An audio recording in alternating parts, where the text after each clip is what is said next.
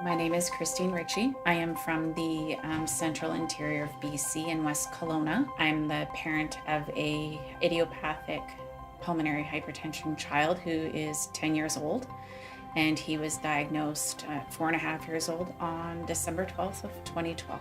Brendon has always been a small child, and we thought that was pretty normal.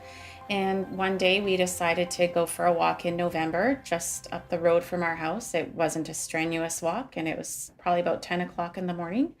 So we walked across the street and probably about 500 meters up the path. And Brendon said to his dad, "Daddy, I'm tired." He let out a whimper, and then he fell to the ground. Basically had a seizure. His eyes rolled back in his head. He couldn't talk. He didn't really know where he was. So that started our journey. We took him to our local hospital, Kelowna General Hospital, and we waited for the pediatrician on call because he wanted to come check him out.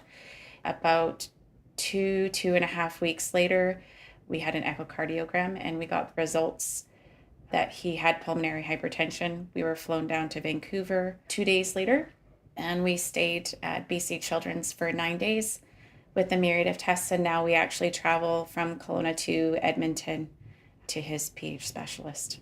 The medication, they knew what they wanted to start him on. He started on sildenafil, and because he was only 4.5 years old, didn't know how to swallow any pills, we were able to compound it.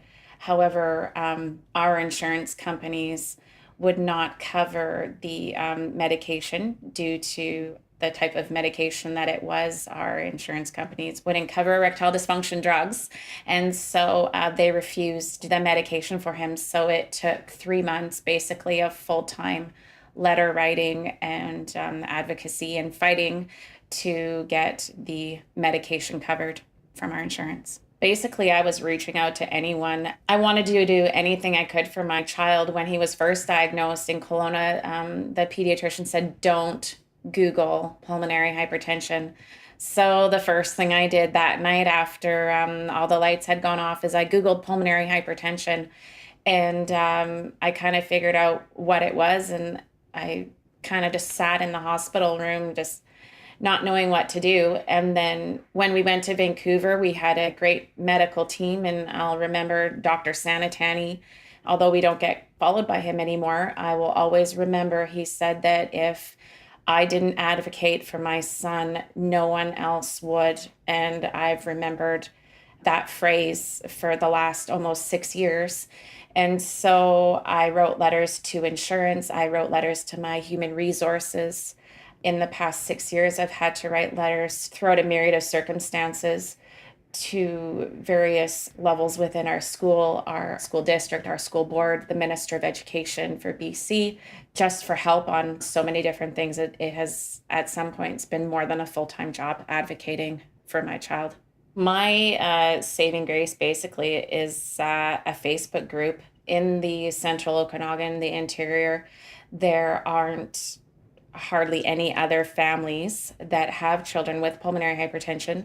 So social media has been a great resource for me. I know not everyone is into social media, but the amount of people that you can connect with, and everyone has a story, and everyone has been so uplifting and always there.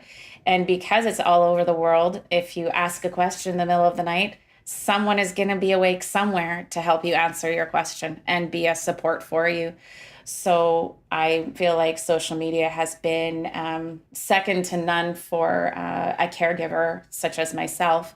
And then also trying to get involved to your comfort level, going and meeting other people and reaching out to not only meet them, but listen to other people's stories and learn from other people, because so many people have traveled this road before us. So if you can ask questions and follow the advice of others and the stories and the situations that others have been through, I think that it empowers you as a parent. And if you're a patient and you find the patient support groups, then it can empower you as a patient as well.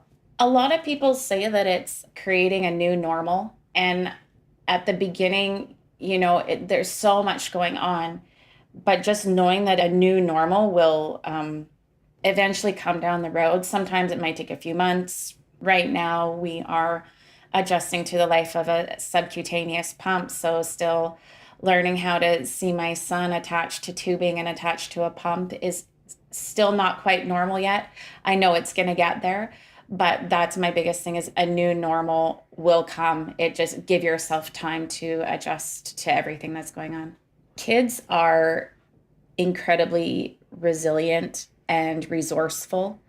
My son has barely complained, even after a site change, when sometimes he can't feed himself or do up his seatbelt, or he needs help getting dressed. He doesn't complain. And we did have to work on getting wet and into a pool. So just watching him be so proud of himself and take ownership and helping him advocate for himself, I think we can learn a lot from kids just watching them and how happy they are and how adaptive they are to everything. Probably the only other thing that I would add, if I can do on a broad spectrum, I think for kids, because of course I have a pediatric PH patient, getting kids to meet other kids like themselves, going to the painted turtle camp if you can, talking to other people in clinic day, because a lot of them are there for the same reason you are. Brendon thrives on meeting other kids and knowing their names and what do they got, and if it really helped him being able to see other children on a pump before him, or seeing what they can do, and now he can share that he still goes tubing behind a boat, he goes golfing, he plays baseball, and all of this is with an IV in his arm and a pump around his stomach. I'm Kristine Ritchie, and I'm aware that I'm rare.